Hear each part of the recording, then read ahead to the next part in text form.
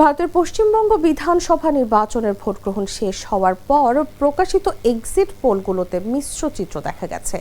একাধিক জরিপে ভারতীয় জনতা পার্টি এগিয়ে থাকার ইঙ্গিত মিললেও কিছু জরিপে শাসক তৃণমূল কংগ্রেসের জয় ধরে রাখার সম্ভাবনার কথাও বলা হয়েছে।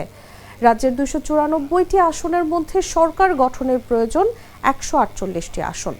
6টি জরিপ সংস্থার মধ্যে 4টি বলছে বিজেপি প্রথমবারের মতো পশ্চিমবঙ্গে ক্ষমতায় আসতে পারে।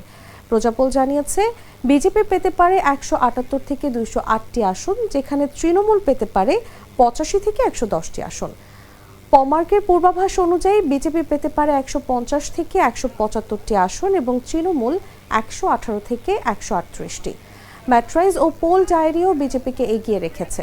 অন্যদিকে জনমত পোল বলছে মুখ্যমন্ত্রী মমতা ব্যানার্জির নেতৃত্বাধীন তৃণমূল কংগ্রেস আবারও ক্ষমতায় ফিরতে পারে, যেখানে তারা পেতে পারে 195 থেকে 205টি আসন।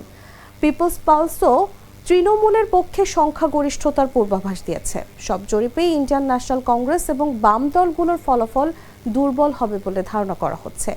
অধিকাংশ জরিপে তাদের শূন্য বা খুব কম আসন পাওয়ার পূর্বাভাস দেখা দিয়েছে।